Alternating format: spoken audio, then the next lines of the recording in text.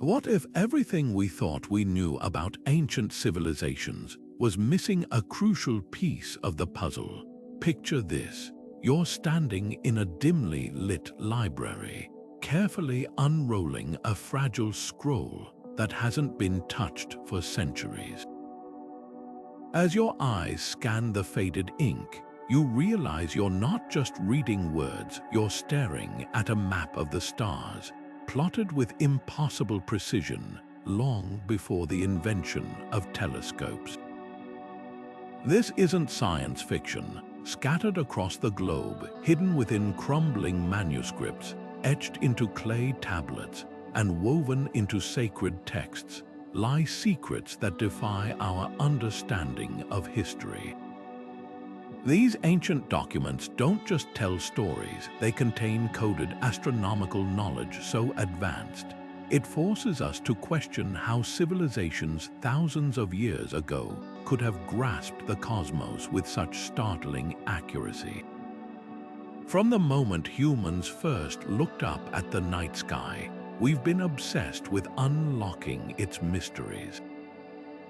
But what if our ancestors weren't just stargazers? What if they were master astronomers, mathematicians, and scientists who left behind deliberate clues for future generations?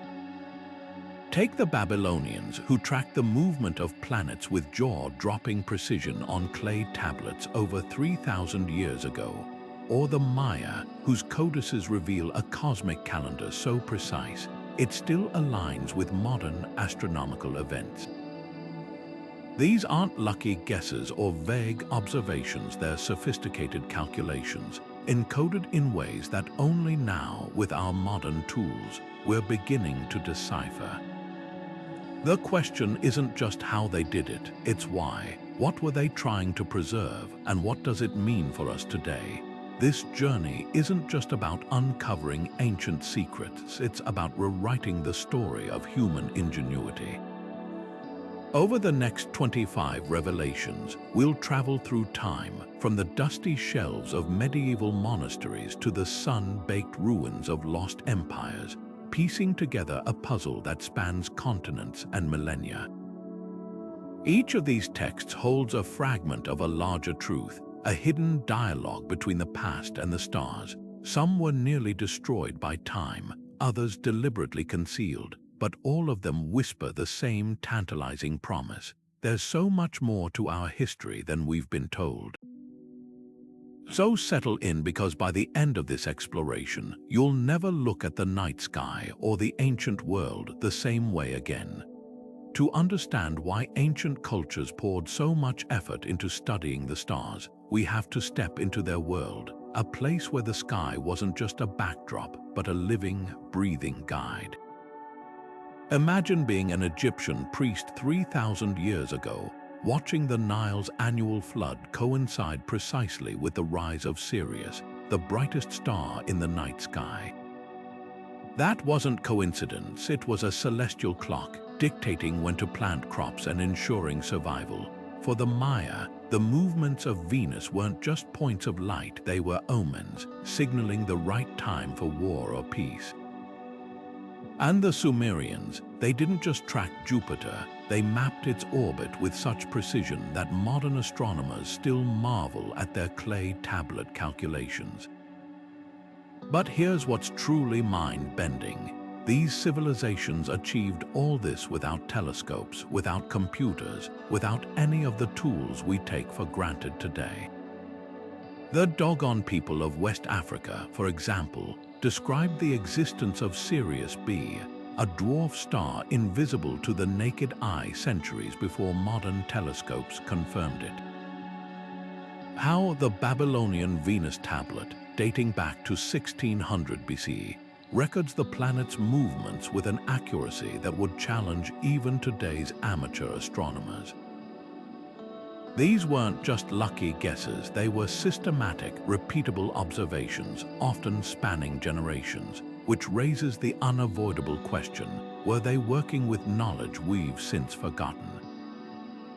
Some theories suggest contact with advanced lost civilizations, while others point to the possibility of extraterrestrial influence. But perhaps the simplest explanation is the most profound, that ancient skywatchers were simply brilliant observers, dedicating lifetimes to decoding patterns we've only recently rediscovered. Whatever the truth, one thing is clear: their celestial obsession wasn't just about survival or superstition. It was about something deeper, a drive to understand humanity's place in the cosmos, written in the language of the stars. And now, as we turn to the texts themselves, that language is finally starting to speak to us again. The Babylonian Venus Tablet of Ammisaduqa isn't just an artifact, it's a time machine, transporting us back to a world where scribes tracked the heavens with nothing but wet clay and meticulous patience. Imagine the scene, a dimly lit scriptorium in ancient Babylon, where astronomers etched delicate cuneiform symbols into tablets, recording Venus's movements across decades. This single clay fragment, dating back to 1600 BCE, doesn't just note the planet's appearances, it maps its 8-year cycle with precision that would make modern astronomers pause. The tablet divides Venus's journey into 4 phases, marking its disappearance and reappearance as both the morning and evening star. What's astonishing isn't just the accuracy, it's the realization that these observations weren't isolated. They were part of a vast, systematic effort, with generations of skywatchers building on each other's work like an ancient scientific relay race. But how did they pull this off without lenses or telescopes? The secret lies in their relentless discipline. Babylonian astronomers didn't just watch the sky, they quantified it, turning celestial patterns into mathematical equations. They worked with a base 60-numeral system, the same framework we use today for measuring time and angles, which allowed them to calculate planetary motions with remarkable flexibility. Their records weren't scribbled notes, they were methodical, almost algorithmic, with corrections for errors and adjustments for long-term patterns. Some scholars argue these tablets weren't just observational logs, they were textbooks designed to train future astronomers in a science that blended precision with prophecy. Here's where it gets even more intriguing. Centuries later, Greek astronomers like Ptolemy borrowed heavily from these Babylonian records, incorporating their data into models of the cosmos. It's a humbling reminder that the history of astronomy isn't a straight line of progress, it's a tapestry, woven with threads of knowledge passed between cultures we often think of as separate. The Venus Tablet forces us to reconsider what advanced really means. These astronomers didn't have our technology, but their dedication to pattern seeking, combining mathematics, painstaking record-keeping, and sheer intellectual curiosity, gave them a window into the cosmos that still feels revolutionary today. And yet, the tablet hints at something deeper than just technical skill. To the Babylonians, Venus wasn't merely a planet. It was the celestial embodiment of Ishtar, goddess of love and war. Their observations served a dual purpose, predicting cosmic events and deciphering divine will. This duality, science and spirituality, intertwined, challenges our modern divide between calculation and meaning. Perhaps that's the real lesson of the Venus Tablet. It's not just a record of planetary motion. It's a testament to humanity's eternal drive to find order in the stars, and in doing so, to understand our place within them. The Egyptian Book of the Dead might seem like a collection of spells and prayers, but hidden beneath its mystical language lies a celestial roadmap. This ancient text doesn't just describe the journey of the soul, it maps it against the stars, naming constellations like Orion and Sirius with startling specificity. To the Egyptians, these weren't just random points of light. They were divine anchors guiding the dead through the afterlife. But here's what's fascinating. When you overlay these spiritual references with the precise alignment of the pyramids, a pattern emerges. The Great Pyramid's air shafts point directly to Orion's belt and Sirius, mirroring the very stars mentioned in the Book of the Dead. Coincidence? Unlikely. This suggests the text wasn't merely symbolic, it was a technical manual, blending astronomy with theology in ways we're only beginning to grasp. Consider the role of Sirius, the brightest star in the sky. The Egyptians called it Soptit, and its annual rising just before dawn, known as the Heliacal Rising, marked the flooding of the Nile, the lifeblood of their civilization. The Book of the Dead explicitly links Soptit to rebirth, both of the river and the soul. But this connection wasn't poetic license, it was observational science.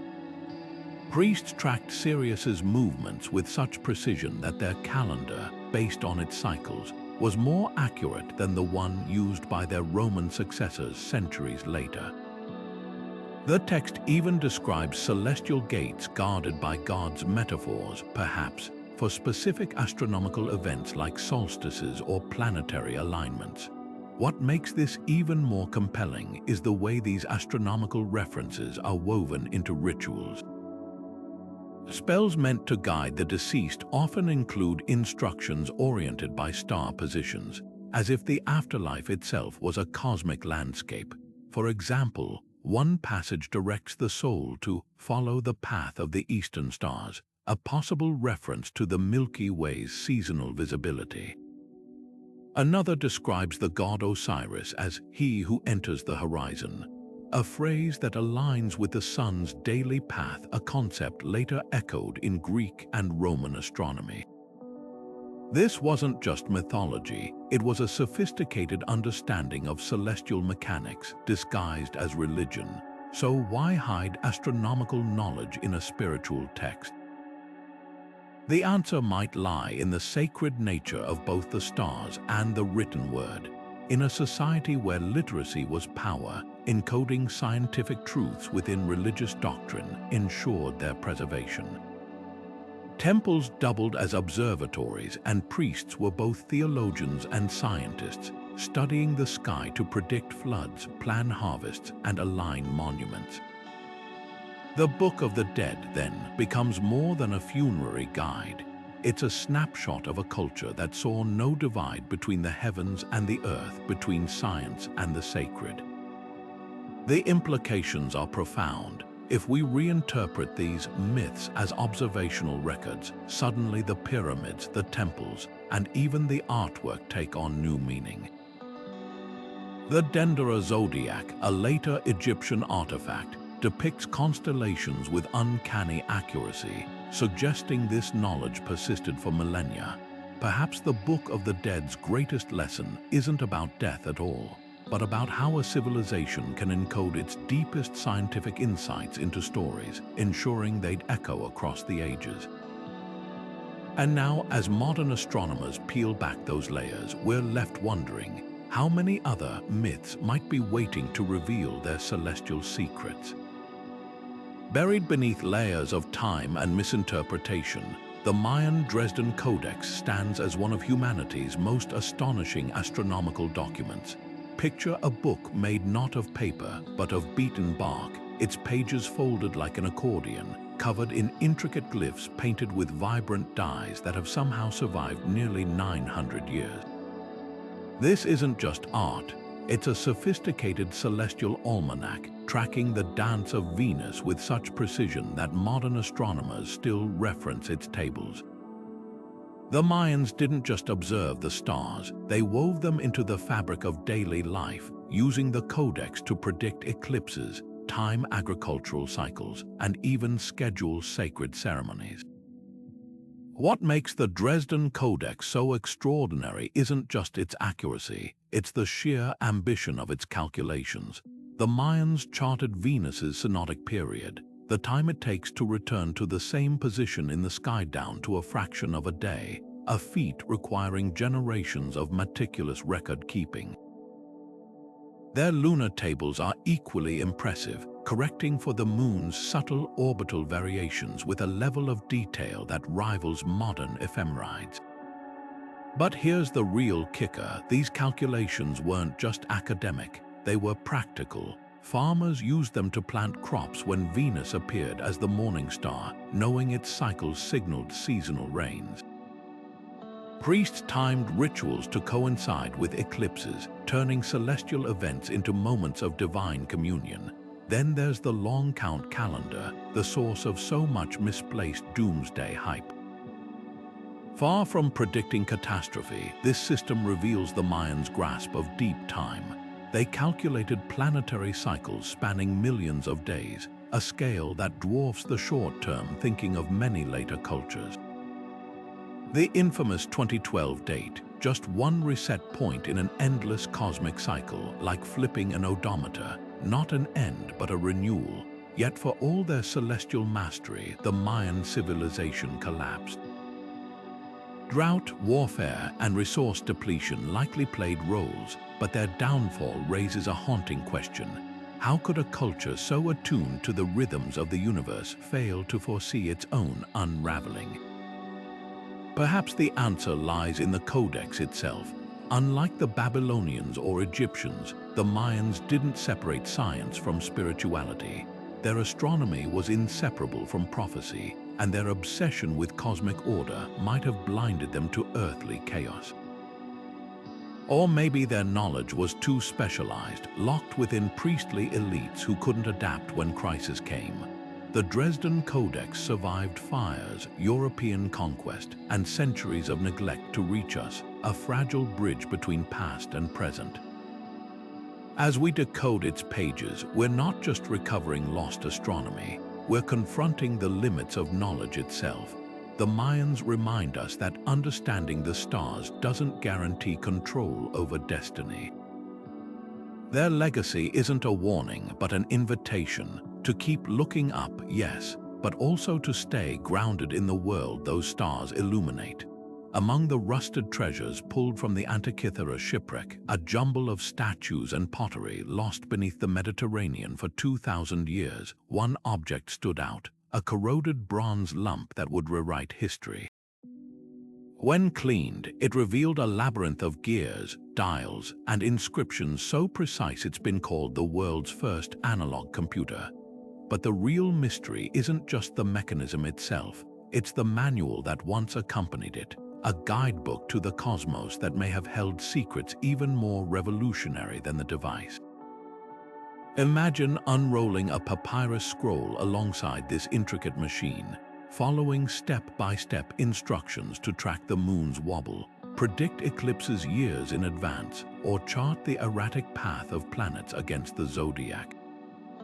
Recent reconstructions based on surviving inscriptions suggest the manual wasn't just a user guide. It was a masterclass in celestial mechanics, blending Babylonian astronomy with Greek geometry. The language used hints at something extraordinary. This wasn't meant for elite scholars alone. Phrases like, "as you can see," and "turn the handle slowly," imply it was designed for students, perhaps in a classroom setting where philosophy and hard science intertwined. Who were these ancient learners? The answer might lie in the mechanism's complexity. With over 30 interlocking gears, some with teeth cut to microscopic precision, it couldn't have been the work of a lone genius. The manual's existence suggests a network craftsmen who cast the bronze, mathematicians who calculated the gear ratios, and teachers who disseminated the knowledge. This wasn't a curiosity, it was evidence of an educational tradition, one that possibly spanned the workshops of Rhodes, the libraries of Alexandria, and beyond.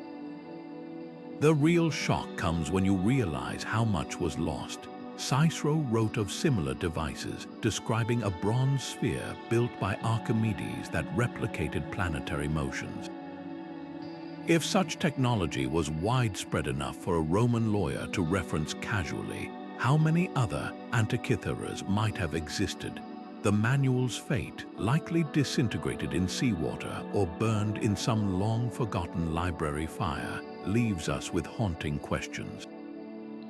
Did other cultures independently develop comparable technology? Could the Chinese armillary spheres or the Baghdad astronomers' gearwork have been part of a broader, undocumented tradition of mechanical sky mapping? What survives on the mechanism's fragments tells a tantalizing story. Eclipse predictions are marked with annotations like a good omen or blood red moon, blending calculation with interpretation. The manual likely explained these nuances, turning raw data into actionable knowledge for farmers, sailors, or even generals timing their battles. This duality, science and superstition sharing the same gears, captures the essence of ancient astronomy. They didn't just want to predict the stars, they sought meaning in them. The Antikythera Mechanism and its lost manual force us to reconsider the timeline of human ingenuity. This wasn't medieval technology, it was Hellenistic, predating similar European devices by over a millennium. Its existence suggests a golden age of mechanical science that flickered brightly before vanishing, like a comet lost in daylight. Perhaps the manual's greatest lesson is humility, a reminder that history isn't a straight march of progress, but a spiral where advanced ideas can vanish, only to be rediscovered centuries later. As we piece together its clues, we're not just decoding an ancient device, we're salvaging a lost chapter in humanity's conversation with the cosmos. While civilizations across the ancient world mapped the stars, none did so with the mathematical boldness of the Suria Sedanta. Written in flowing Sanskrit around the 4th century, this Hindu astronomical masterpiece doesn't just describe the cosmos, it calculates it with a precision that defies its age. Picture a scholar in ancient India scratching equations onto palm leaves, determining the Earth's diameter within 1% of today's measurements without satellites, without telescopes, without any of the tools we assume are necessary for such accuracy. How the answer lies in a unique fusion of spiritual philosophy and razor-sharp mathematics that turned temple courtyards into open-air observatories. What sets the Suria Sedanta apart isn't just its numbers, it's the underlying concepts. Centuries before Newton penned his laws, this text spoke of a force called Gurutvakashan, a Sanskrit term translating roughly to the pull of heaviness. It described how objects attract one another, using poetic language to explain what we now call gravity. But here's where it gets even more fascinating. The text doesn't stop at Earth. It calculates planetary orbits, accounts for the elliptical paths of celestial bodies, and even pinpoints the exact duration of a solar year, all while framing these discoveries as divine revelations from the sun god Suria. This wasn't science versus religion, it was science as worship. The methods behind these calculations reveal a culture obsessed with precision. Indian astronomers used gnomon shadows, simple sticks planted in the ground to measure the Earth's curvature. They tracked lunar eclipses to calibrate their celestial models, and their sign tables, a trigonometric innovation, allowed them to break down planetary motion into computable units. The Suria Sedanta's descriptions of time cycles, from microseconds to cosmic epochs, suggest an almost modern grasp of scale. Yet unlike the Greeks, who separated math from myth, Hindu astronomy wove them together seamlessly. The text's opening verses attribute its knowledge to celestial beings, framing advanced astronomy as a sacred gift. This spiritual lens might explain why some of its insights were overlooked for centuries. When British colonizers first encountered the Suria Sedanta in the 1700s, they dismissed its accuracy as coincidence, unable to reconcile its scientific brilliance with its mythological framing. But modern researchers have confirmed its orbital calculations align with observable phenomena, proving these weren't lucky guesses. They were the result of systematic observation spanning generations. The text even accounts for precession, the slow wobble of Earth's axis, a phenomenon many cultures missed entirely. So where did this knowledge come from? Some point to the possibility of lost technologies or forgotten observational techniques. Others suggest a deeper truth, that by treating astronomy as a spiritual discipline, Hindu scholars achieved a level of focus and continuity rare in the ancient world. Monasteries became data centers, with monks preserving and refining celestial data across centuries.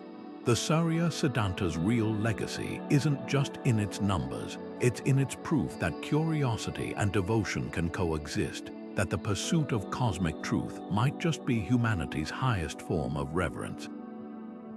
And as we rediscover these insights today, we're reminded that sometimes the oldest voices speak the clearest truths about our universe.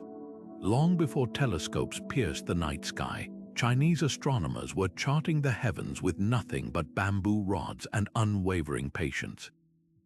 The Shishin star catalogue, etched onto bamboo slips around 300 BC, doesn't just list stars, it maps the cosmos with a rigor that feels almost modern. Imagine a scholar in the Han Dynasty, crouched over a candlelit table, brushing ink onto fragile strips of bamboo to record the exact position of 820 individual stars. This wasn't just stargazing, it was a bureaucratic act, a celestial census ordered by emperors who believed the sky held the fate of dynasties. What sets Shishin apart isn't just its age, it's the sheer volume of data. While Western astronomers like Hipparchus were still centuries away from their own catalogues, Chinese skywatchers had already systematized the heavens into constellations with names like Celestial Market and Purple Forbidden Enclosure. They tracked not only fixed stars but transient phenomena, guest stars we now recognize as supernova and broom stars that were actually comets. One entry from 467 BC describes a stellar explosion so bright it was visible in daylight for 23 days, an event modern astronomers have confirmed as the supernova that created the Puppis Vela remnant. But here's the real marvel, their tools. Without sextants or quadrants, they relied on an armillary sphere, a ringed instrument that could measure celestial coordinates, and the Cheng, a simple sighting tube mounted on a calibrated board. By combining these with obsessive record-keeping across generations, they achieved positional accuracy within a few degrees. That precision wasn't academic, it was political. Emperors employed entire bureaus of astronomers to interpret celestial omens, believing comets could herald rebellions or planetary alignments might signal divine favor. When a fire star, likely Mars, strayed into the Supreme Palace constellation in 204 BC, court historians linked it to the fall of the Qin dynasty, a reminder that in ancient China, astronomy wasn't just science. It was statecraft. Why did their approach diverge so sharply from the West? The answer lies in philosophy. Greek astronomers sought geometric models, perfect spheres and epicycles, to explain planetary motion. Chinese scholars steeped in Taoist thought saw the cosmos as an organic whole, where anomalies like supernova weren't problems to solve but messages to decode. Their celestial maps didn't just plot points, they revealed a cosmic bureaucracy mirroring Earth's, with stars as imperial officials and comets as messengers. This worldview led to startling innovations. While Europe fixated on Ptolemy's geocentric model, Chinese astronomers like Zhang Heng proposed lunar eclipses occurred when Earth's shadow fell on the moon, a heliocentric hint centuries before Copernicus. The Shishin catalogue's legacy endures in unexpected ways. Modern astrophysicists still reference its supernova records to study stellar evolution, and its comet observations help track the orbital history of Halley's Comet back to at least 240 BC. But perhaps its greatest lesson is about the power of continuity. Unlike the fragmented traditions of the Mediterranean, China's astronomical bureaucracy preserved knowledge unbroken for millennia. When a 19th century scholar rediscovered a long-lost edition of Shishin in a monastery, he wasn't just recovering stars. He was reclaiming a thread of human curiosity that stretches back to the very dawn of empires. And in that thread, we see a truth as bright as any supernova. Sometimes, to understand the future, we must first decipher the skies of the past. Buried deep in the clay libraries of ancient Mesopotamia lies a collection so vast it redefines our understanding of early astronomy. The Enuma Anu in Lill, 70 weathered tablets inscribed with the meticulous wedge-shaped script of the Sumerians, isn't just a record of celestial events. It's a window into a world where the sky was a living textbook, its pages written in the movements of planets and the flicker of stars. These tablets didn't merely predict eclipses or track Venus. They wove astronomy into the fabric of daily life, dictating everything from harvest schedules to the fate of kings. Take Tablet 63, for example. It describes Jupiter's retrograde motion, that apparent backward dance planets perform against the stars with startling clarity. To the Sumerians, this wasn't just orbital mechanics. It was the god Marduk changing his mind, a celestial omen signaling shifts in political power. Another tablet links the appearance of Mars near the Pleiades to impending droughts, advice farmers relied on for survival. What's remarkable isn't just the accuracy of these observations, but how they were systematized. Each omen follows a strict formula. If celestial event, then earthly consequence. This wasn't random superstition. It was an early form of scientific correlation, a bridge between cosmic patterns and human experience.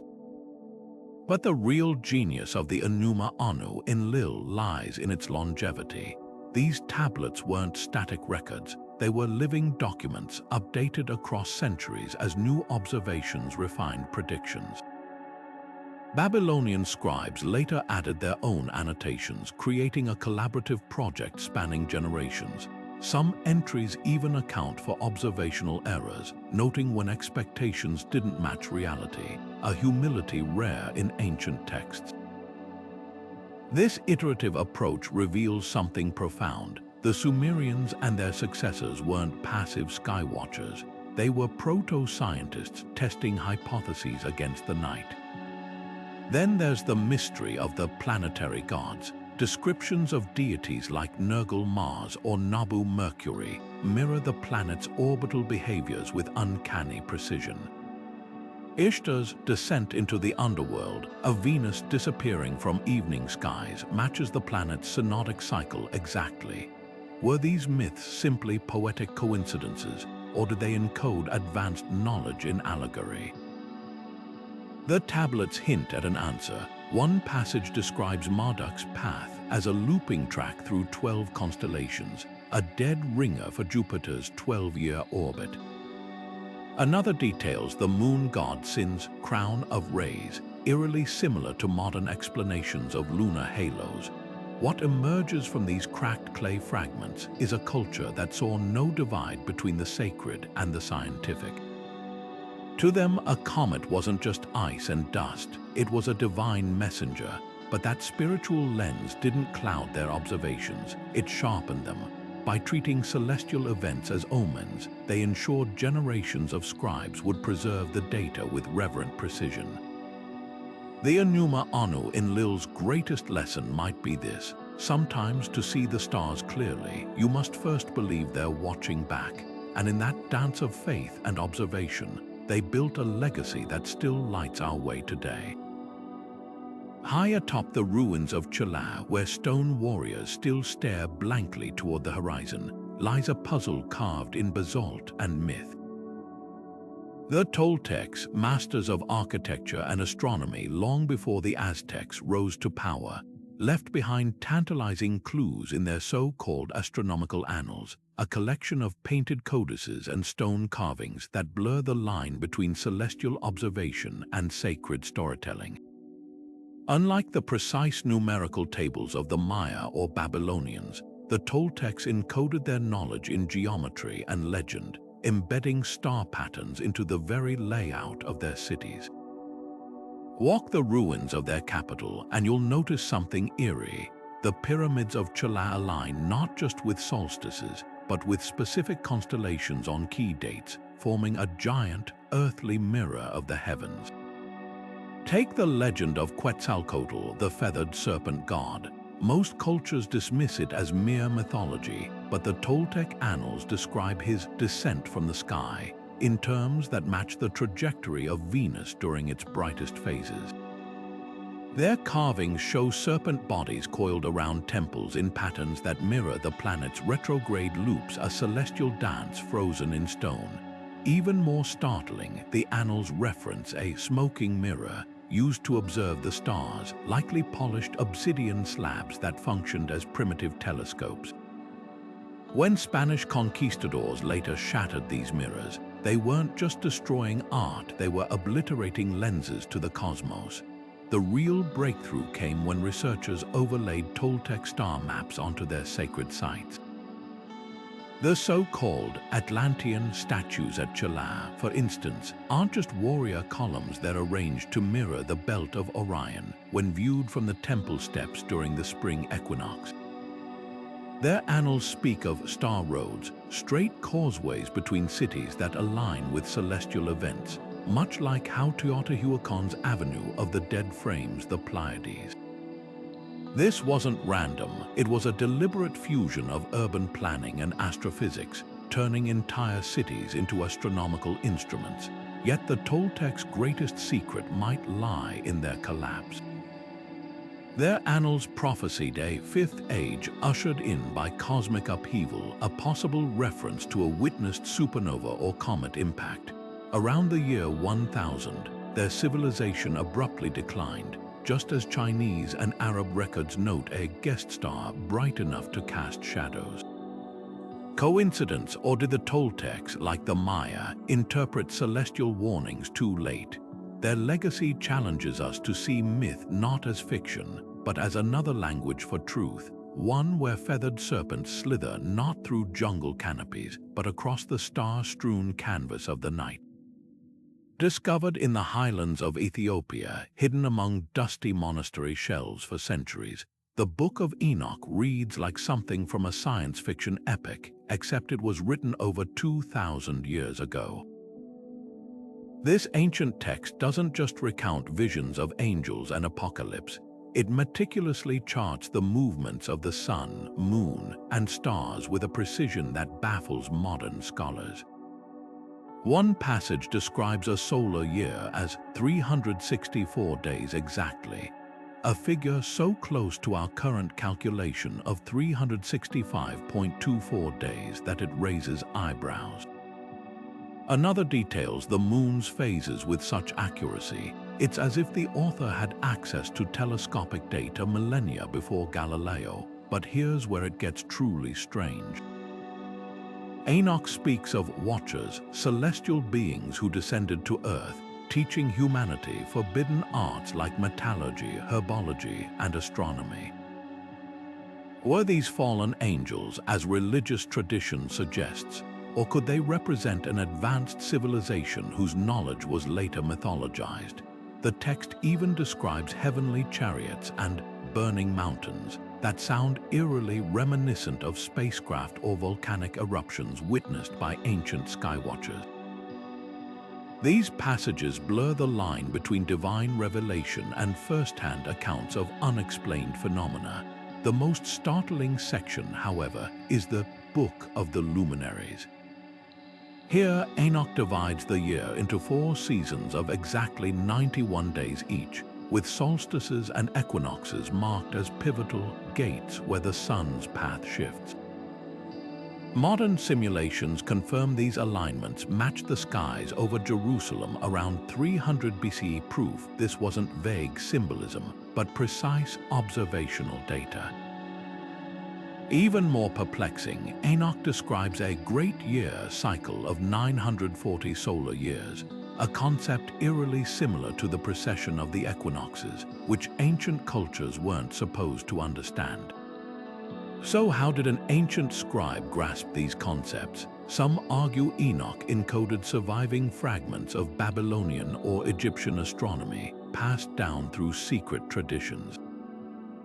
Others point to the text's insistence that this knowledge came from celestial beings, not human teachers. The Ethiopian Orthodox Church, which still considers Enoch scripture, preserves oral traditions of star priests who could predict eclipses using methods lost to time. Perhaps the real mystery isn't the accuracy of Enoch's astronomy, but why it was preserved in apocalyptic allegory. Was it a warning against hubris, as the fallen angels narrative suggests, or a desperate attempt to safeguard fragile knowledge in a world where science and spirituality were inseparable? The Book of Enoch forces us to confront an uncomfortable possibility, that some ancient texts aren't just myths or prophecies, they're encrypted textbooks, waiting for the right moment to be read. And as we decode them today, we might be fulfilling their original purpose, to guide humanity through another age of celestial reckoning. The Norse Galdrabok isn't your typical spellbook. It's a bridge between the earthly and the cosmic, where star charts meet incantations. Picture a Viking seer hunched over this leather-bound manuscript under the shimmering glow of the aurora borealis, tracing constellations not just for navigation, but to harness their power. While most know the Vikings as fearless sailors guided by the North Star, the Galdrabok reveals a deeper layer, a belief that celestial bodies were alive with energy, their alignments capable of bending fate. One spell instructs carving runes under a full moon when Orion's belt hangs low, promising protection. Another ties the potency of healing charms to the appearance of Venus as the morning star. This wasn't mere superstition, it was a system, blending precise astronomical observation with ritual in ways modern science is only beginning to understand. At the heart of Viking cosmology stands Yggdrasil, the great world tree. Most interpretations paint it as a mythical axis linking 9 realms, but what if it was also a cosmic map? The Galdrabok describes its branches as paths of the heavens, with stars like fruits dangling from its limbs. Intriguingly, Norse myths speak of the dragon Nidhogg gnawing at Yggdrasil's roots, a metaphor perhaps for precession, the slow wobble of Earth's axis that shifts stellar positions over millennia. Even more tantalizing is the description of the Bifrost, the rainbow bridge to Asgard, which some researchers suggest mirrors the Milky Way's arc across northern skies. When paired with the Galdrabok star rituals, these myths start to resemble an encoded celestial handbook, teaching initiates to read the sky not just as a map, but as a living entity. Consider the Viking Sunstone, a legendary navigational tool said to reveal the sun's position even through clouds. While historians long dismissed it as folklore, a discovery in a 16th century shipwreck confirmed its existence, a calcite crystal that polarizes light. If they possessed technology this advanced, why couldn't their magic be another form of lost science? The Galdrabok's eclipse predictions, for instance, align with known Saros cycles, repeating patterns Babylonians used to forecast lunar events. Yet the Norse framed this knowledge differently, attributing eclipses to wolves chasing the sun, a poetic veil for mathematical precision. The Galdrabok's true genius lies in its duality. It doesn't separate astronomy from spirituality, it fuses them. A spell to calm storms references the binding of the wind knots, likely a metaphor for low-pressure systems observable in cloud patterns. Another invokes Thor's hammer during meteor showers, suggesting they recognize these as celestial, not divine, events. This interplay raises a provocative question. Did the Vikings see magic as a language to describe forces they couldn't yet quantify? Their world tree, their sunstones, their star-aligned rituals all hint at a culture that revered the cosmos not just as a guide, but as a collaborator in human destiny. Perhaps that's the Galdrabock's greatest lesson. In an age where we've dissected the universe into equations, the Norse remind us that wonder and calculation can coexist. Their magic might simply be science wrapped in saga, waiting for us to decode its metaphors. And as we peer into its pages, we're left wondering, how many other ancient texts hold similar secrets, their truths hidden not in obscurity, but in plain sight disguised as myth, awaiting the right eyes to see them anew. In the heart of 15th century Samarkand, beneath domes that glittered like celestial spheres, a prince-turned astronomer was rewriting the map of the heavens. Ulugh Beg's Zige-I-Sultoni wasn't just another star catalogue, it was a revolution in precision, correcting errors that had crept into Greek and Indian astronomy over centuries. Picture this, a massive marble sextant, so large it was carved directly into the hillside, allowing teams of scholars to measure star positions with unprecedented accuracy. Their calculations fixed the length of the solar year at 365 days, 5 hours, 49 minutes, and 15 seconds, a figure off by less than a minute from modern measurements. This wasn't guesswork, it was the culmination of Islamic astronomy's golden age, where mathematics met meticulous observation on an unprecedented scale. What set the Zige-I-Sultoni apart wasn't just its numbers, but its method. While European astronomers still clung to Ptolemy's outdated models, Ulugh Beg's team in Samarkand scrapped tradition in favor of fresh observations. They recorded the positions of 1,018 stars, many never before catalogued, and recalculated planetary orbits with painstaking care, their secret. A fusion of Persian observational rigor with Indian trigonometric innovations, all housed in an observatory so advanced, its ruins still awe visitors today. The facility boasted azimuth circles the size of wagon wheels, precision quadrants, and even a library stocked with texts from Baghdad to Beijing, a medieval Nas where scholars debated under mosaics of the Milky Way. Yet for all its brilliance, the Zige-I-Sultoni nearly vanished from history.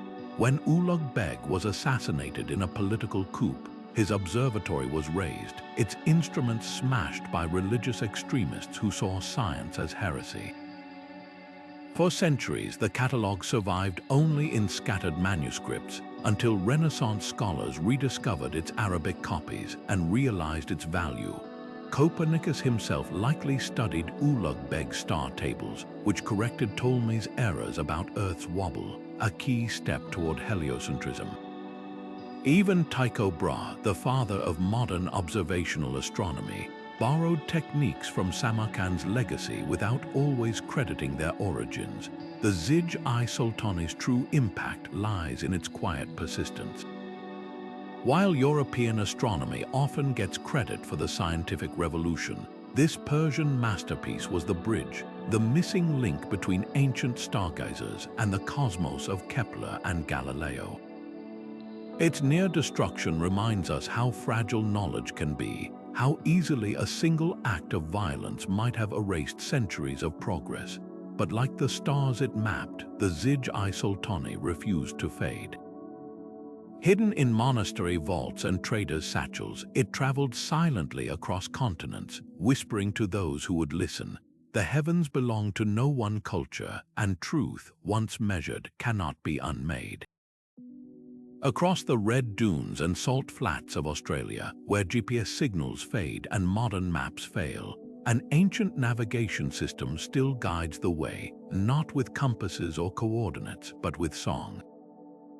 The Aboriginal songlines, passed orally across more than 600 generations, are far more than melodies.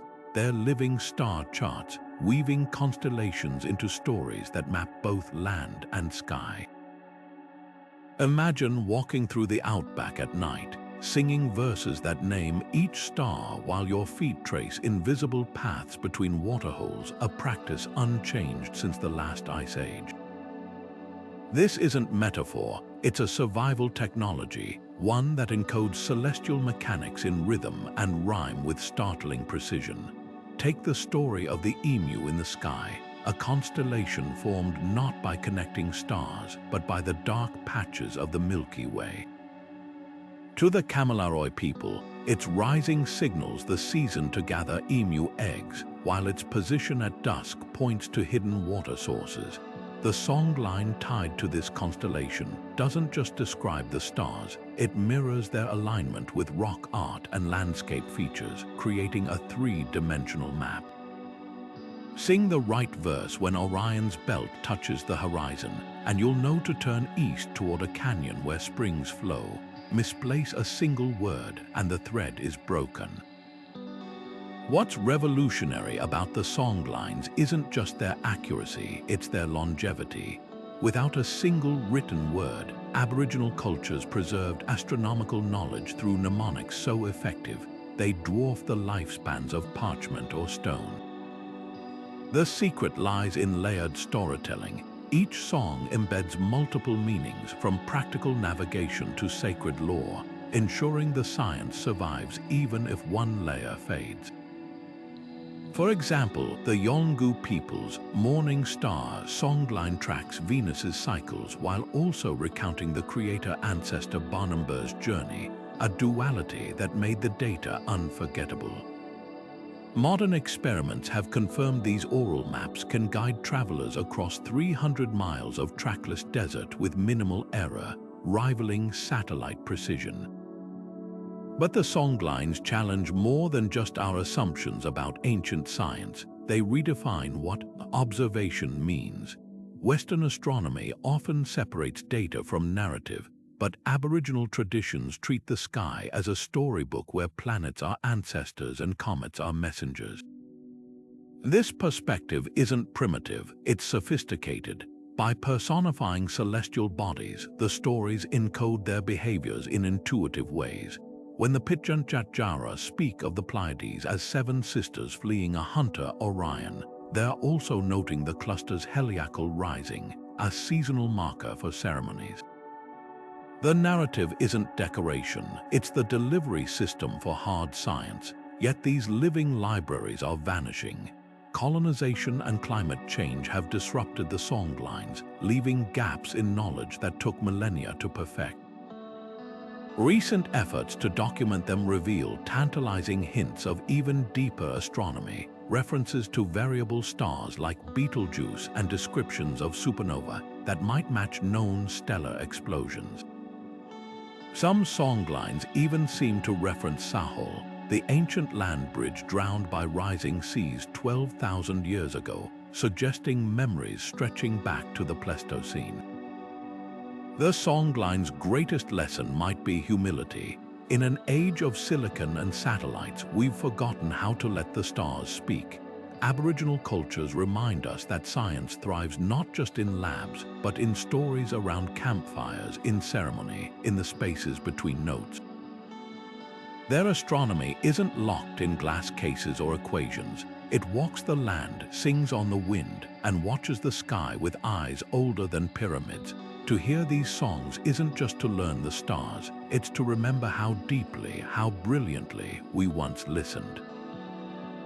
Buried beneath the vivid pigments of the Aztec Codex Mendoza lies a celestial calendar hiding in plain sight. Most scholars focus on its famous tribute lists, the gold, jade, and quetzal feathers demanded from conquered cities. But turn the page and you'll find something far more intriguing. A record of stars dictating the fate of empires. The Codex doesn't just chronicle Aztec rulers, it ties their reigns to cosmic events, painting a world where politics and astronomy were inseparable. Take the New Fire ceremony, a ritual performed every 52 years when the Pleiades reached their zenith. This wasn't arbitrary timing, it marked the precise moment the Aztec calendar cycles aligned. A convergence so critical that failure to perform the ceremony was believed to invite cosmic chaos. The sun might never rise again. What's startling is the precision behind these rituals. The Codex depicts priests atop Mount Huaxtlan, watching the Pleiades through sighting tubes. If the star cluster passed a specific marker, it signaled safe continuity of time, and a new fire was lit in the chest of a sacrificial victim, its glow mirroring the celestial rebirth.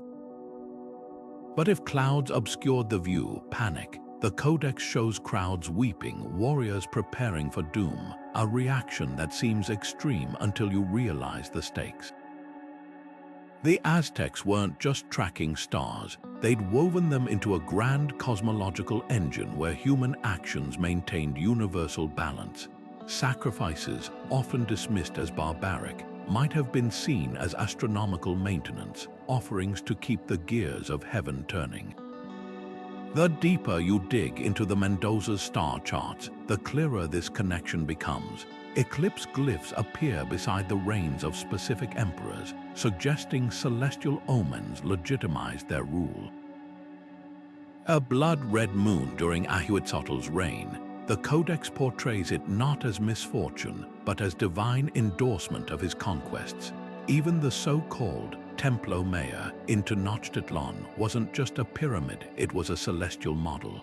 Its twin shrines aligned to Venus's extremes as morning and evening star. So was this science or superstition? The answer might be both.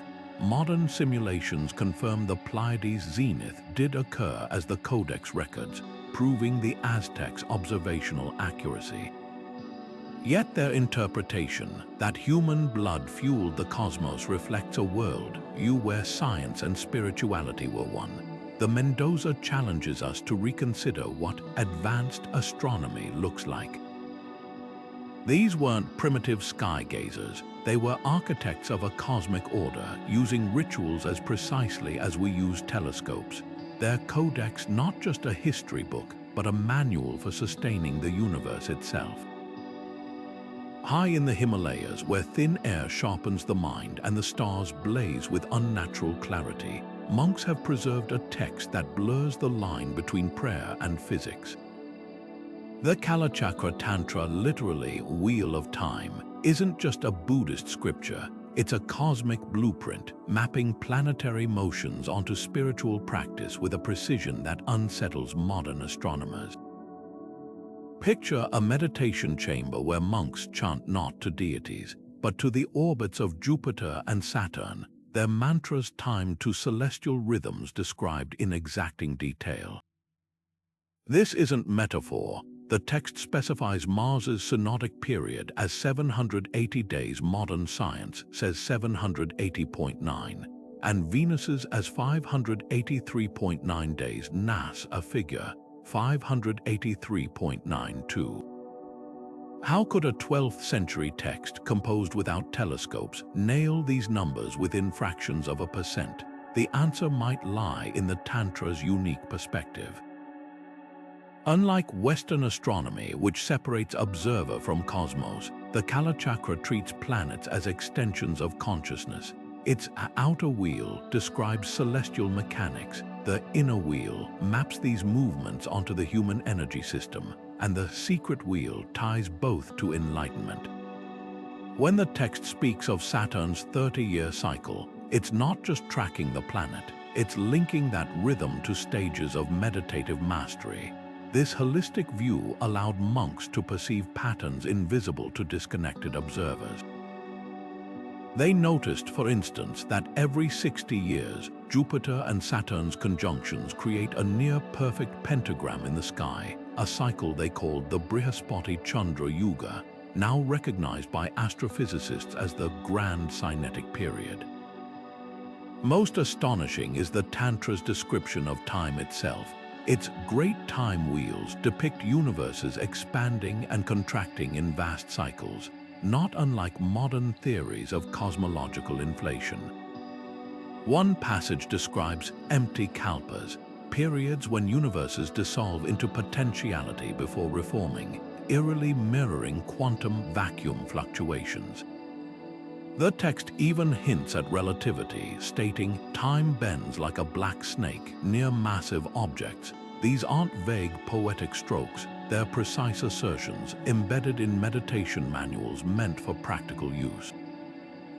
So is this science disguised as spirituality. The Dalai Lama himself has suggested as much, noting that Buddhist cosmology often parallels cutting-edge physics. But the Kalachakra's real genius lies in its method. By internalizing celestial patterns, visualizing planets orbiting during meditation, practitioners essentially turned their minds into supercomputers, detecting cycles through millennia of disciplined observation. While Tycho Brahe needed brass quadrants to spot orbital irregularities, Tibetan monks used breath counting and mandala geometry to achieve similar insights. The Tantra's survival through centuries of political upheaval proves its resilience. Hidden in cave monasteries during invasions, passed orally when texts were banned, its knowledge persisted not in libraries but in living practice. Today, as physicists grapple with multiverses and dark matter, the Kalachakra stands as a reminder. Sometimes the deepest truths aren't found through lenses or equations alone, but in the silent spaces where cosmos and consciousness meet. And in that meeting, we might just discover that the wheel of time turns not outside us, but within. Scattered across museums from Hawaii to New Zealand, the Polynesian voyaging sticks look like simple artifacts, carved bamboo rods knotted with strings, shells with notches along their edges. But these unassuming objects hold the secrets of the greatest navigational feats in human history. Without compasses, without maps as we know them, Polynesian sailors crossed thousands of miles of open ocean, finding tiny islands with nothing but the stars as their guide. Their secret, a living library of celestial knowledge, passed down through chants and carved into these tactile charts, each groove and shell fragment representing a star path, each knot a current or wind pattern. At the heart of this system were the star compass's mental maps dividing the horizon into 32 directional houses, each anchored by a rising or setting star. A navigator would memorize the sequence like lyrics to a song. Follow Hokulea when it crests the wave, turn east as Maui's fishhook dips below the horizon. But this was more than poetry, it was precision engineering. The star path for Tahiti, for instance, required sailing toward the point where Arcturus rose exactly 20 degrees north of east, a course modern GPS confirms is accurate to within a single degree over 2,000 miles. How could oral tradition preserve such exact data across centuries? The answer lies in the way Polynesians embedded science in story. Their chants weren't just mnemonics, they were layered with checks and balances. A single voyage chant might include star bearings, wave patterns, bird migration routes, and even the taste of ocean water at specific latitudes. Cross-referenced data ensuring errors would stand out like sour notes in a melody. Master navigators spent decades apprenticing, not just learning the stars but internalizing the feel of the ocean beneath their canoes. They could detect land by the way swells refracted around unseen islands, or sense currents by subtle shifts in temperature on their skin, a sensory science we're only now beginning to quantify. The real test came in the 1970s when Hawaiian scholars revived these techniques to sail the Hokulea, a replica double-hulled canoe from Hawaii to Tahiti without instruments. Relying solely on ancestral knowledge, navigator Maupiailug guided the vessel across 2,500 miles of open sea, arriving within miles of the target, a feat that stunned modern sailors.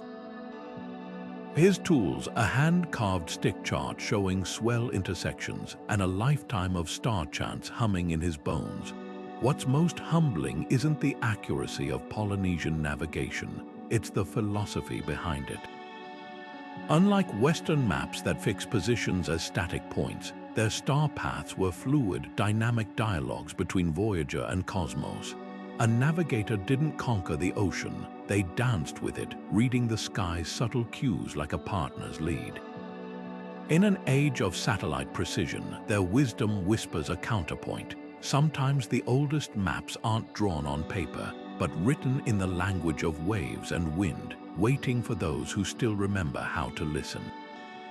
Buried in the dry sands of Egypt, hidden inside a sealed jar for nearly 2,000 years, the Gnostic Gospels of Nag Hammadi contain a revelation that blurs the line between theology and astronomy. Among these forbidden texts, one stands out as particularly enigmatic, the so-called Gospel of the Stars. At first glance, its pages seem filled with mystical ramblings about divine realms and celestial hierarchies. But look closer and you'll find something extraordinary, a coded celestial map where planets are called eons and constellations are described as archons or cosmic rulers. This isn't just spiritual metaphor, it's a sophisticated system, framing astronomical phenomena as gateways to hidden knowledge. Take the text's description of the pleroma, a term Gnostics used for the divine fullness. While most scholars interpret this as a purely spiritual concept, the Gospel of the Stars maps it onto the Zodiac, with each sign representing a different emanation of divine light. The movement of planets through these signs isn't just orbital mechanics, it's a celestial liturgy, a dance of cosmic energies that the initiated could read like a sacred text. For example, when Venus enters Pisces, the text describes it as the bride entering the bridal chamber, a phrase that aligns with ancient observations of Venus's cyclical disappearance and reappearance. This duality, astronomy as both science and sacrament, suggests the Gnostics weren't just stargazers. They were cryptographers embedding observational data in spiritual allegory. But why hide celestial knowledge in religious code? The answer lies in the Gnostic worldview. To them, the material universe was a flawed creation, a prison orchestrated by a false god they called the Demiurge. The true divine spark, they believed, lay beyond the visible stars. By mapping the heavens as a series of spiritual barriers, each planetary sphere a gate guarded by hostile archons, they transformed astronomy into a roadmap for the soul's escape. Saturn's slow orbit wasn't just a planetary trait, it symbolized the heaviest barrier, the last test before liberation. Even eclipses held coded meaning. The text describes them as veils tearing, moments when the material world's illusions briefly faltered. The real shock comes when you compare Gnostic star lore with earlier Babylonian and Egyptian traditions. The eons bear striking resemblance to the 7 planetary spheres of antiquity, and their descriptions of the Ogdoad, a realm beyond the 7 heavens, mirrors the Egyptian concept of the 8th sphere, where the soul united with the infinite. Were the Gnostics preserving fragments of an older, suppressed astronomical tradition? Some clues suggest yes. The Gospel of the Stars references a hidden sun behind the visible one, a concept eerily similar to modern hypotheses about binary star systems. Another passage speaks of wandering stars that return after ages, possibly referencing comets with long orbital periods. Yet for all its brilliance, Gnosticism was nearly erased. Declared heresy by the early church, its texts were burned, its followers persecuted. The Nag Hammadi library survived only because someone buried it, like a time capsule in the desert. Today, as astronomers discover exoplanets and dark matter, the Gospel of the Stars whispers a provocative question. Did these ancient mystics grasp something about the cosmos that we're only now rediscovering? Their legacy challenges us to see the night sky not just as a void to be conquered, but as a living manuscript, one where light and mystery, science and spirit, might still hold untold pages waiting to be read. High in the Andes, where thin air makes the stars burn brighter, the Inca Empire left behind a mystery that defies our understanding of ancient record-keeping. The Quipu, a series of intricately knotted cords, was long thought to be a simple accounting tool, a way to tally llamas or sacks of grain. But what if these colorful strings held a far grander purpose? Recent breakthroughs suggest some Quipus weren't just tracking earthly goods, they were mapping the heavens themselves, encoding solstices, eclipses, and planetary movements in a language of knots that were only beginning to decipher. Picture a Quipu, the Inca's master knot keeper, carefully weaving alpaca fibers under the glow of the Milky Way. Each knot's position, color, and even the direction of its twist might represent a celestial event. One recently analyzed Quipu, for instance, shows clusters of knots spaced at intervals matching the 18.6-year lunar cycle, the same rhythm the Babylonians used to predict eclipses. Another aligns knot patterns with the June solstice sunrise over Cusco's sacred Coricancha temple, where gold-lined walls once reflected the sun's first light onto waiting priests. These aren't random patterns, they're deliberate mathematical records, a three-dimensional astronomy etched in fiber instead of stone. The real genius lies in the Quipu's tactile nature. Unlike flat star charts, these knotted chords could represent celestial movements through depth and texture. A thick knot might signify Venus at its brightest, while a series of small, tight knots could trace Mars's retrograde path. Some researchers believe the chord's pendants dangling subsidiary strings mirrored the hierarchical structure of Inca cosmology, with the sun god Inti at the top and lesser celestial bodies branching below. This wasn't just notation, it was a physical model of the cosmos, one you could hold in your hands and read by touch as easily as sight, a critical feature for a culture that revered textiles as sacred objects. Yet the Quipu's astronomical potential raises a haunting question. How much was lost when the Spanish burned thousands of these chords as idolatrous objects? The few surviving examples hint at a system far more sophisticated than we've imagined. Colonial chronicles describe Quipus so complex, they recorded history, laws, and even poetry. If they could encode that, why not the language of the stars? Modern attempts to decode them using binary code, interpreting knot direction as ones and zeros, have yielded tantalizing matches to known astronomical events, suggesting the Inca might have developed a form of computation centuries before Leibniz. What's most striking is how the Quipu reflects Inca cosmology. To them, the universe wasn't separate from daily life. It was woven into it, quite literally, in the fibers of their record-keeping. The Quipu's knots didn't just represent stars, they embodied the Inca belief that time and space were interconnected threads in a grand tapestry. As we painstakingly untangle their secrets today, we're not just recovering lost astronomy, we're glimpsing a world where the celestial and the earthly were forever knotted together, waiting for the right hands to unravel their meaning. Unearthed in 1897 by a farmer plowing his field near Lyon, the Coligny calendar is no ordinary relic. It's a 5-foot-long bronze jigsaw puzzle, its fragmented pieces reassembled to reveal one of the most sophisticated timekeeping systems of the ancient world. This Celtic masterpiece, dating back to the 2nd century, doesn't just mark days, it choreographs an intricate dance between moon and sun, blending lunar months with solar years in a cycle so precise, it corrects itself over 19 years, a method startlingly similar to our modern Gregorian calendar's leap year adjustments. But here's the twist. While the Romans left volumes explaining their Julian system, the Druids who crafted this tablet wrote nothing. Their secrets are locked in metal, waiting to be decoded.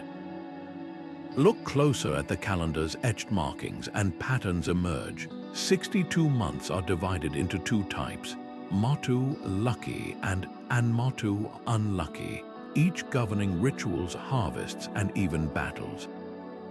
The month of Samanios, for instance, aligns with the autumn equinox and the festival of Samhain, a time when the Celts believed the veil between worlds thinned. But this wasn't just superstition, it was celestial farming. By tracking the moon's phases against seasonal shifts, Druids could predict the optimal time to plant or harvest. turning mythology into a practical almanac.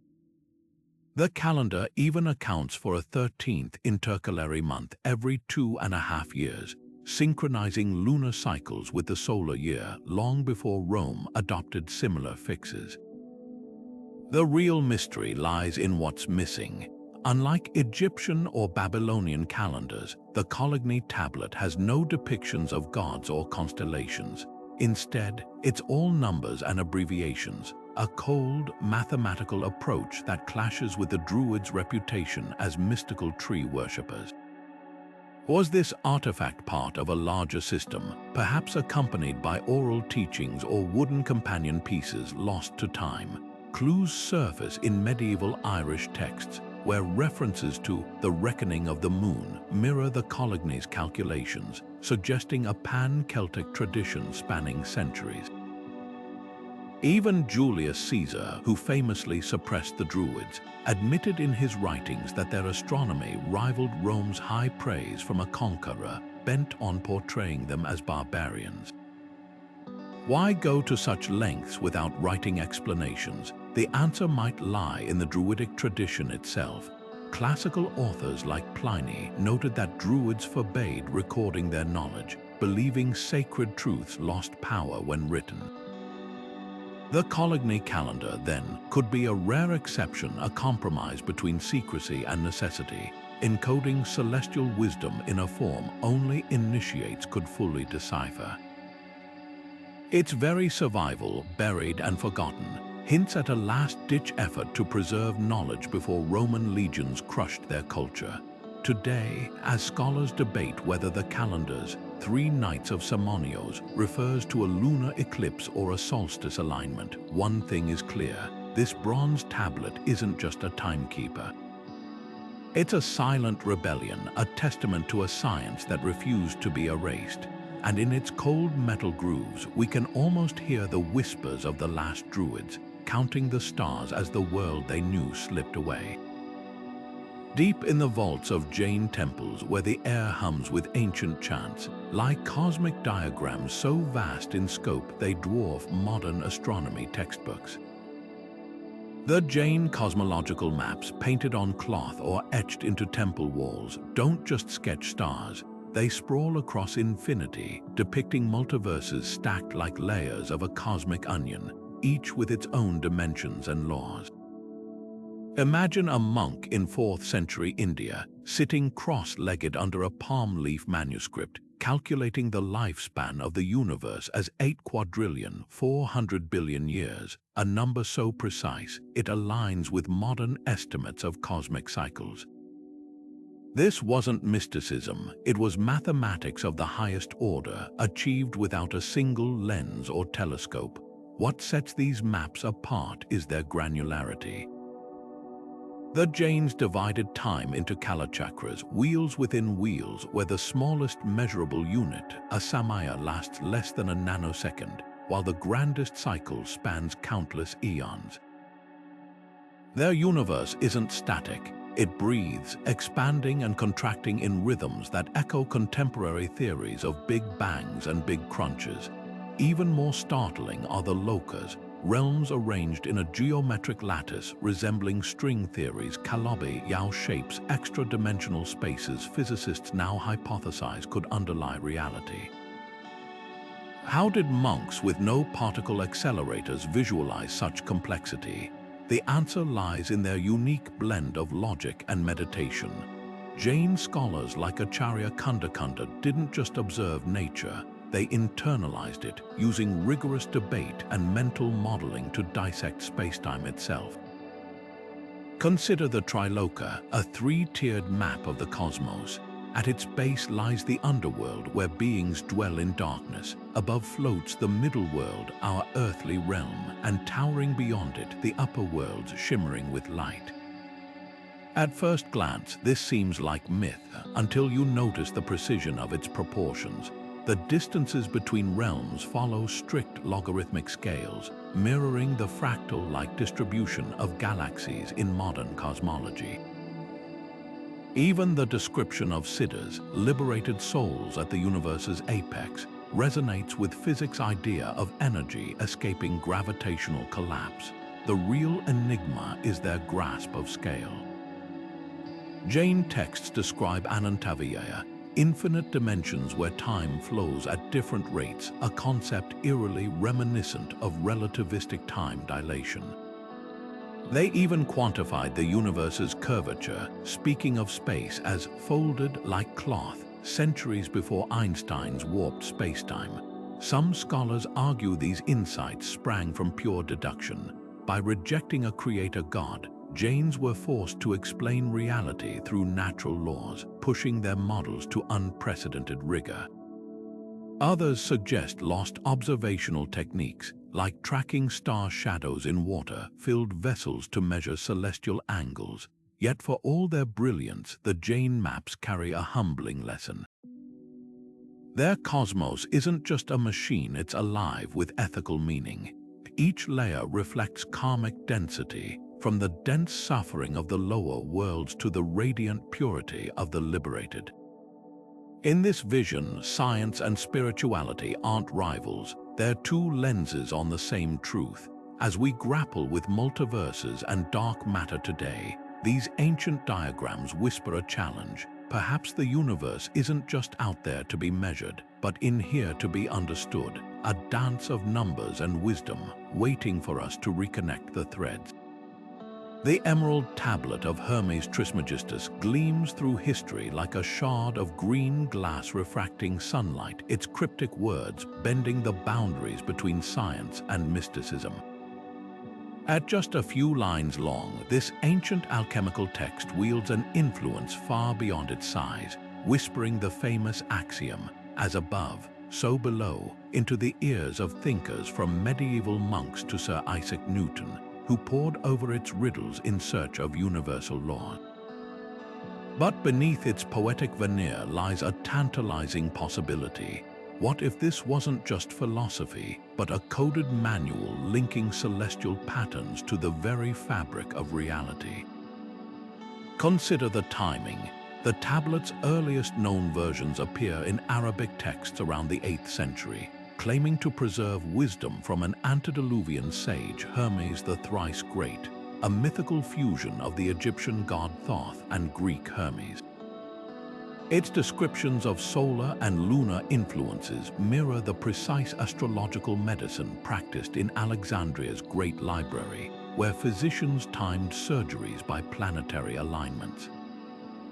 One passage speaks of the sun's father and the moon's mother, a phrases scholars now interpret as references to gravitational forces, with the sun's pull governing planetary orbits the children, much as Newton later described. Even the tablet's insistence on separating the earth from fire aligns with early metallurgical processes, where celestial observations dictated the heating and cooling of ores. Newton's obsession with the tablet reveals its hidden depths. His private translations, unearthed centuries later, show he wasn't just deciphering allegories, he was reverse engineering equations. Where the text mentions the wind carrying it in its belly, Newton scribbled notes correlating this to orbital momentum, while ascent from Earth to heaven mirrored his own calculations on projectile motion. To him, the tablet wasn't metaphor, it was a veiled treatise on celestial mechanics, its brevity a deliberate challenge to the worthy. Yet the tablet's true brilliance might lie in its duality. Modern physicists note how, as above, so below, mirrors the holographic principle, the idea that information about a higher dimensional space can be encoded in a lower dimensional boundary, like a star's gravitational imprint affecting atomic bonds on Earth. Alchemists sought to turn lead into gold, but the tablet's deeper lesson might be about transformation itself, how cosmic rhythms echo in chemical reactions, how planetary alignments could influence molecular structures long before quantum entanglement gave us a language for such connections. The Emerald Tablet endures not because it offers answers, but because it frames the right questions. In 7 terse sentences, it binds the microscope to the telescope, suggesting that to understand the smallest particle, we must first comprehend the grandest galaxy. Whether it's a literal guide or a poetic prompt, one truth remains. Centuries after Newton's quill scratched across its surface, we're still unraveling its secrets, still learning that sometimes the oldest truths come wrapped not in equations but in emerald. Carved into weathered oak planks and steeped in controversy, the Veil's book stands as one of history's most hotly debated astronomical texts.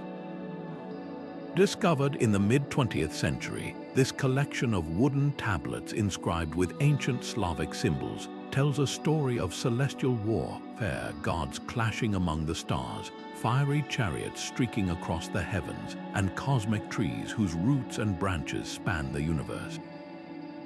Skeptics dismiss it as an elaborate Soviet-era forgery, but a closer look reveals something unsettling. Its descriptions of sky fire and falling stars align eerily with known supernova events visible over Eastern Europe thousands of years ago. Could this be a genuine relic of prehistoric stargazers, or a hoax that somehow stumbled upon cosmic truths? The heart of the mystery lies in its astronomical references. One passage describes the great serpent shedding its skin, a celestial event followed by 3 winters without summers, a phrase that mirrors the aftermath of the supernova explosion that created the Veil Nebula around 5000 BCE. Ice core samples from Greenland confirm a period of global cooling around that time, possibly triggered by the cosmic blast's radiation. Another tablet speaks of Perun's arrows lighting the night, possibly referencing the auroras intensified by solar storms, which Slavic tribes might have interpreted as divine battles. Even the book's depiction of the world tree, with roots in the underworld and branches in the heavens, mirrors the axis mundi concept found in Norse and Siberian cosmologies, a shared archetype suggesting deep-rooted celestial observation. But the controversy deepens when you examine the linguistics. The Veil's book's script resembles a mix of Proto-Slavic and Cyrillic, with grammatical quirks that some experts argue couldn't have existed before the 9th century. Yet its star lore contains details, like the precession of the equinoxes, that medieval Slavs weren't thought to understand. This paradox has fueled theories of a lost intermediary civilization, perhaps the mysterious Chernyakov culture, who might have preserved older astronomical knowledge before vanishing into history's shadows. The most compelling evidence, however, comes from the wood itself. Radiocarbon dating places the tablets between the 2nd and 7th centuries CE, but critics argue the carvings could have been added later. What's undeniable is the sophistication of its celestial metaphors, the so-called cosmic forge, where God's shaped destinies aligns with the Cygnus constellation, a region rich in star-forming nebulae. The White God's Flight matches the periodic appearance of Halley's Comet, recorded by other cultures but never before linked to Slavic tradition. Whether ancient artifact or modern fabrication, the Veil's book forces us to confront a tantalizing question: how much astronomical wisdom might have been preserved in oral traditions before being lost to time? Its tales of celestial upheaval resonate with today's astrophysics, where supernova and gamma-ray bursts shape galaxies. Perhaps the truth lies somewhere in between, a fragmented memory of real cosmic events, wrapped in myth and later etched onto wood by hands unknown. In the end, the Veil's book's greatest lesson might be that even disputed texts can cast light, revealing how deeply humanity's oldest stories are written in the stars. In the dusty cliffs of Mali's Bandiagara escarpment, the Dogon people have preserved an astronomical secret that challenges everything we assume about ancient knowledge. For generations, their oral traditions spoke of a tiny, dense companion star orbiting Sirius, a star so faint, modern astronomers didn't confirm its existence until 1862. But here's what defies explanation. The Dogon knew. They called it Po Tolo, the smallest seed, and described its 50-year elliptical orbit around Sirius with startling accuracy. They even depicted its incredible density, claiming this invisible star was made of a metal heavier than all the iron on Earth, a dead ringer for Sirius B's reality as a white dwarf, a collapsed stellar core so dense a teaspoon of its material weighs tons. How could a culture without telescopes grasp such advanced astrophysics? One theory points to contact with an advanced civilization, perhaps Egyptian priests who studied Sirius's movements, or even visitors from beyond Earth. The Dogon's own origin myths speak of amphibious beings called the Nommo, who descended from the sky in a spinning ark, bringing cosmic wisdom. These stories, recorded by anthropologists in the 1930s, ignited fierce debate. Could the Nommo represent a lost lineage of skywatchers, or something more extraordinary? But before we leap to interstellar explanations, consider the counter-arguments. Skeptics note that the Dogon lived near French colonial outposts in the early 20th century, a time when Sirius B was already known to Western science. Could cultural contamination have retroactively shaped their oral traditions? It's possible, yet problematic. Dogon elders described Sirius B's orbital details to researchers before telescopes could verify them. Their knowledge of its 4-day rotation period, for instance, wasn't confirmed until the 21st century. The simplest answer might lie in the Dogon's own observational genius. African cultures like the Borana of Ethiopia used stone pillars to track Sirius's heliacal rising with precision. The Dogon, too, might have noticed Sirius's subtle wobble, a telltale sign of an unseen gravitational pull, and extrapolated the rest through generations of meticulous sky watching. Their metalworking expertise, which included smelting iron centuries before Europe, hints at a culture capable of sophisticated deduction. Perhaps the real lesson isn't about aliens or lost civilizations, but about the untapped potential of human curiosity. The Dogon remind us that knowledge can flourish outside libraries and laboratories, passed down in fireside stories and ritual dances. Whether their wisdom came from the stars or simply centuries of looking up, one thing is clear: the night sky has always been humanity's first classroom, and its lessons are far from over. The Sefer Yetzirah, or Book of Creation, sits at the crossroads of mysticism and mathematics, where the strokes of Hebrew letters become the scaffolding of the cosmos itself. Unlike other ancient texts that map the stars through myth or observation, this 3rd century Kabbalistic work claims the universe was woven into existence through language, 22 sacred consonants paired with celestial forces, each vibrating with creative power. Picture a scribe in a candlelit room, tracing the angular lines of the letter Aleph while whispering its connection to the planet Jupiter, knowing that in this act he wasn't just writing, he was aligning himself with the very architecture of reality. At the heart of the Sefer Yetzirah lies the Sephirot, the 10 emanations of divine energy often depicted as the tree of life. But this isn't just a spiritual metaphor, it's a multidimensional map. Each Sephirah corresponds to a celestial body, Tiferet to the sun, Yesod to the moon, linked by pathways representing the interplay of cosmic forces. Modern physicists have noted eerie parallels. The tree's structure mirrors the branching patterns of quantum entanglement, where particles light years apart instantaneously influence one another. Even the text's insistence on 32 paths of wisdom aligns with the 32 degrees of freedom in string theory's hidden dimensions. Coincidence? Or could this be an ancient glimpse into the fractal nature of existence? The real enigma is the text's insistence on letters as cosmic tools. It describes how combining Hebrew consonants in specific sequences guided by planetary alignments could theoretically alter matter or even animate artificial life. Medieval Jewish legends speak of the golem, a clay creature brought to life by inscribing sacred letters on its forehead, a myth that reads like proto-robotics.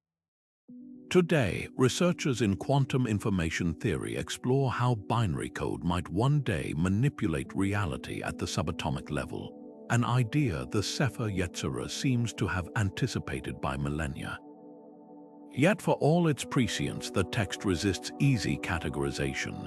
Its descriptions of the depth of beginning and the depth of end evoke the Big Bang and heat death of the universe, while its insistence that the universe is like a book prefigures modern holographic principles.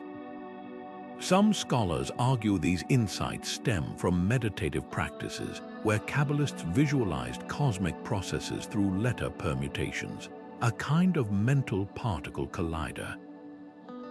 Others see traces of Babylonian astronomy filtered through mystical revelation, a fusion of stargazing and spirituality. The Sefer Yetzirah's greatest challenge isn't deciphering its secrets, but reconciling its dual nature. Is it a prayer manual, a scientific treatise, or both, when it claims the letters are like stars and the stars are like letters? It invites us to reconsider the boundaries between observation and invocation, between the equations that govern galaxies and the words that shape human understanding. In a world where science and spirit often stand divided, this ancient text whispers a radical possibility that the language of the divine and the grammar of the cosmos might ultimately be one and the same. Deep beneath the streets of Rome, in candlelit chambers carved from living rock, initiates of the Mithraic cult once gathered beneath a celestial secret. The surviving Mithraic zodiac reliefs, intricate carvings adorning the walls of these underground temples, aren't just decorative astrological symbols. They're precise astronomical diagrams, mapping the slow dance of the equinoxes with an accuracy that rivals modern star charts. At the center of these reliefs stands Mithras, the bull-slaying god, his cloak billowing with stars, surrounded by the 12 zodiac signs arranged in a very specific order. But here's what's extraordinary: the constellations aren't placed randomly. They mirror the night sky as it appeared during the Age of Aries around 2,000 years ago, a time when the spring equinox shifted from Taurus into Aries, marking a cosmic transition that only meticulous sky watchers would have noticed. The rituals performed in these temples suggest even deeper astronomical knowledge. Ancient accounts describe initiates passing through 7 stages of enlightenment, each tied to a celestial body: Mercury, Venus, Mars, Jupiter, Saturn, the Moon, and finally the Sun. This sequence isn't arbitrary. It mirrors the ancient geocentric model of the solar system, with the planets ordered by their perceived orbital speed. But the Mithraists took it further. Frescoes in the Mithraeum of Santa Prisca in Rome depict zodiac signs paired with altars at precise angles, aligning with solstice sunbeams that would pierce the temple's hidden shaft. Some scholars argue these alignments weren't just symbolic. They functioned as a kind of liturgical calendar, using celestial mechanics to time secret rites. What truly sets the Mithraic tradition apart is its obsession with precession, the slow wobble of Earth's axis that shifts the equinoxes through the zodiac over millennia. While Hipparchus is credited with discovering this phenomenon in the 2nd century BCE, the Mithraic reliefs suggest the cult had been tracking it long before.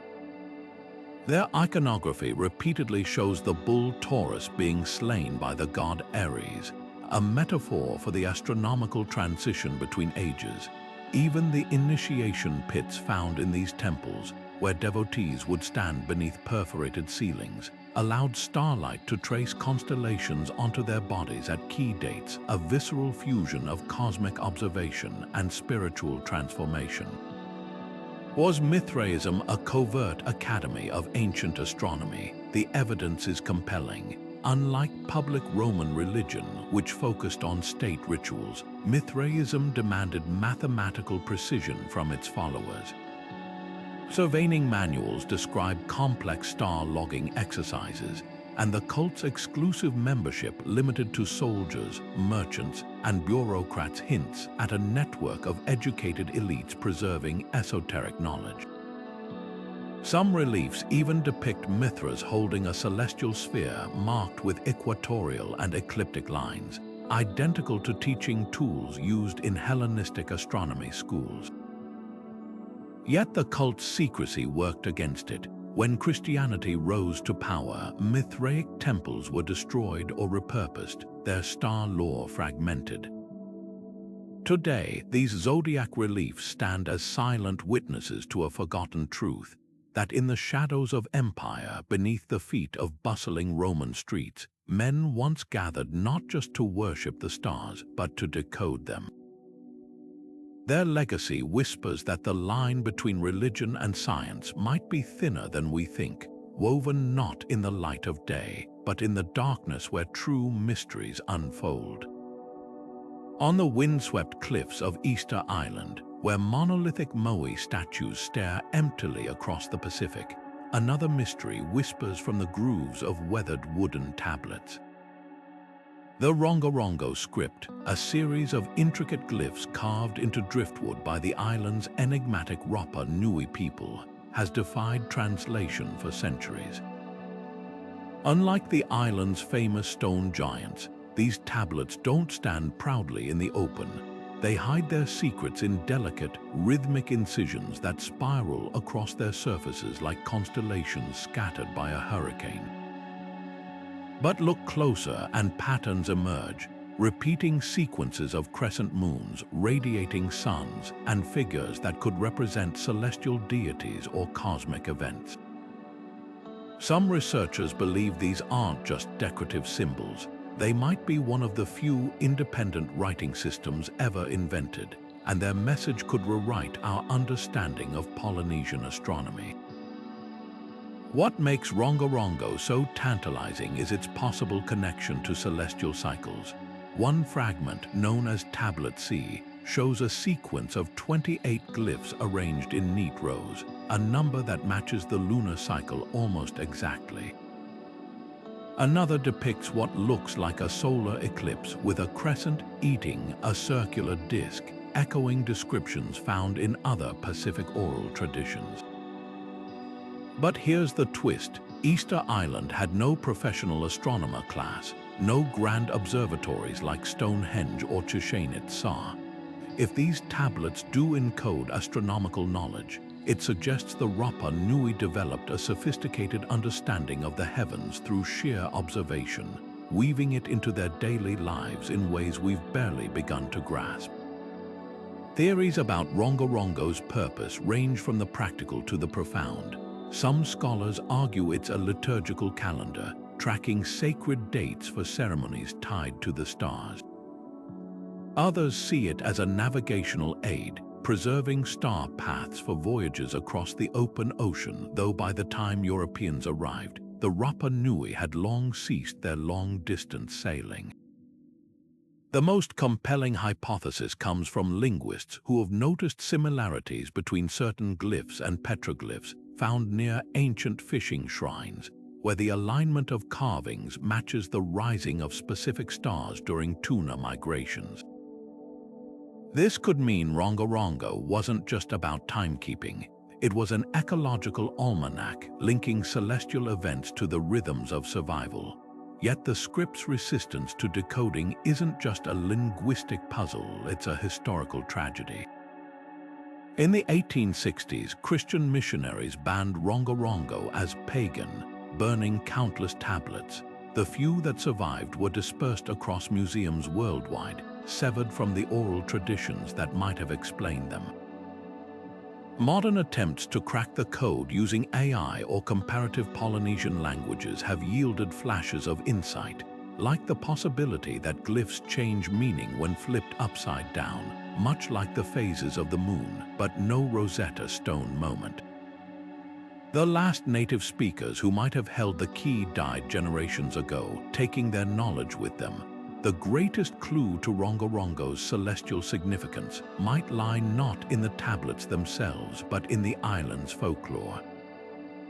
Legends speak of a mythical hero named Hotu Mata, who followed the stars to Easter Island, guided by the Pleiades and Orion's belt. Petroglyphs near the quarry where the moai were carved show star clusters next to canoe shapes, suggesting the night sky was a map long before it became a mystery. If Rongorongo does encode astronomical knowledge, it wouldn't be an anomaly. It would be the missing thread connecting Polynesia's scattered island cultures, proof that even the most isolated people looked up and saw not just lights, but a language waiting to be read. Standing on Easter Island today, under skies so dark the Milky Way casts shadows, it's hard not to feel the weight of that lost conversation. The Rapa Nui's world was one where wood and stars spoke the same tongue, where every scratch on a tablet might have been a waypoint in the cosmos. Until we learn to listen, Rongorongo remains a bridge half-built, a cipher etched not just in wood, but in the very way we've forgotten to see the sky as something alive, something that speaks. And perhaps that's the real lesson of these tablets. Sometimes the most advanced technology isn't metal or microchips, but the patience to carve the infinite onto a piece of driftwood and trust that someone someday will understand. Across the vast span of human history, separated by oceans and millennia, these ancient texts whisper the same cosmic secrets in different tongues. The Babylonian Venus Tablet's meticulous 8-year cycle mirrors the precision of the Mayan Dresden Codex's Venus tables. The Dogon's knowledge of Sirius B finds eerie echoes in the Egyptian Book of the Dead Star Shafts, and halfway around the world, Polynesian navigators chant star paths that align with the Inca Quipu's knotted celestial math. These aren't isolated coincidences, they're fragments of a global puzzle, suggesting humanity's relationship with the stars might be far older and far more interconnected than we've dared to imagine. Consider the shared obsession with Venus, from the clay tablets of Mesopotamia to the bark paper codices of Mesoamerica. Cultures who could never have met tracked its movements with identical precision. The Babylonians saw it as Ishtar, the Maya as Kukulkan, and the Polynesians as Tuyuyua, each name reflecting the planet's dual identity as both morning and evening star. But here's what defies explanation. They all calculated its synodic period within fractions of a day, despite having no apparent way to share this knowledge. Was there some forgotten network of exchange, a silk road of celestial data that spanned continents? Or does Venus's brilliance in the twilight sky simply compel human minds toward the same revelations, like separate scientists independently discovering gravity? The architectural clues deepen the mystery. Egypt's Great Pyramid aligns with Orion's belt just as Teotihuacan's Avenue of the Dead frames the Pleiades. The Hindu Suria Sedanta's calculations for solar years match the Coligny calendar's lunar-solar syncopation, despite emerging from cultures separated by thousands of miles. These parallels suggest either a shared ancestral source, a lost civilization or advanced precursor culture, or something more profound, that certain celestial truths reveal themselves universally to those who watch the skies with patience and rigor. Yet the differences are just as telling. Compare the Jain cosmos of infinite folding universes to the Norse Yggdrasil's 9 realms, or the Mithraic Zodiac's precession, aware symbolism to the Aboriginal Songlines' ecological star maps. Each culture filtered cosmic truth through its own worldview, like light refracting through cultural prisms. The Dogon didn't need telescopes to deduce Sirius B's density because their metallurgical expertise let them conceptualize heavy metal stars. The Inca's Quipu astronomy flourished without written numbers because their textile-rich society thought in threads and knots. These diverse approaches prove there's no single, right way to decode the heavens, only the collective human thirst to try. What lingers most hauntingly are the gaps, the knowledge that didn't survive. The burned libraries of Alexandria and Tenochtitlan, the smashed Mithraic reliefs, the Rongorongo tablets reduced to fragments. How much deeper might these connections run if not for the fragility of history? The Emerald Tablet's alchemical dictum, as above, so below, takes on new meaning here. Just as stars birth elements in their cores, so too did ancient astronomers forge intellectual gold from starlight. Their legacy challenges us to see the night sky not as a solved equation, but as an eternal conversation, one where every culture, past and present, holds a piece of the dialogue. And in that shared celestial language, we might just find the oldest truth of all, that the cosmos speaks to those who listen, no matter when or where they stand beneath its vault. From clay tablets to oral traditions, these 25 texts shatter the myth that ancient civilizations merely worshipped the stars. They understood them with a sophistication that still leaves modern astronomers speechless. Imagine holding a Babylonian tablet from 3,000 years ago, its cuneiform grooves calculating Jupiter's path with near-computer precision, or tracing your fingers over the Inca's knotted quipus, each twist encoding solstices like a three-dimensional calendar. These weren't primitive guesses, they were the work of master observers who turned the night sky into a mathematical canvas, blending celestial mechanics with mythology in ways we're only beginning to decipher. But here's the haunting question: how much have we lost? For every Dresden Codex that survived the fires of conquest, countless others, like the Library of Alexandria or the Mayas' painted scrolls, vanished into smoke, taking irreplaceable knowledge with them. The Dogon's oral traditions about Sirius B nearly died with their elders. The Rapa Nui's Rongorongo script remains just beyond our grasp. These gaps aren't just historical tragedies, they're missing pieces in humanity's grandest puzzle, fragments of a celestial conversation that spanned continents and millennia. Yet the real revelation isn't just what our ancestors knew, it's how they knew it. Without telescopes, without silicon chips, they detected Sirius B's invisible mass, predicted eclipses down to the hour, and mapped Venus's dance across the zodiac. Some attribute this to divine revelation or even extraterrestrial contact, but the truth might be more profound. These cultures cultivated patience we've forgotten. They observed not for a lifetime, but across generations, pooling data in temple archives and song cycles, refining their models with each passing century. In an age of instant answers, their legacy reminds us that some truths reveal themselves only to those who watch and wait and wonder. This isn't just about rewriting history, it's about rekindling a relationship with the cosmos. The Aboriginal Songlines teach us to listen to the stars. The Suria Sedanta shows us how mathematics can be a form of worship. These texts challenge the arrogance of modernity, proving that advanced doesn't always mean digital, and that wisdom isn't measured in megapixels. They whisper that the sky isn't just a void to be conquered, but a mirror reflecting back our curiosity, our creativity, and our endless hunger to belong to something grander. So where do we go from here? The journey's far from over. New technologies like multispectral imaging are revealing hidden passages in Egyptian papyri, while AI deciphers fractured clay tablets once deemed unreadable. Every excavation, every rediscovered manuscript could hold the next clue: a star chart buried in a monastic cellar, a navigational chant preserved in a remote village. The cosmos still speaks if we're willing to learn its oldest languages. Your turn. Which of these ancient texts left you awestruck? Do you think there's lost astronomy waiting to be found? Drop your thoughts below and hit subscribe to join us as we keep unraveling the sky's oldest secrets. After all, the stars have been keeping diaries for millennia. It's time we turned the page.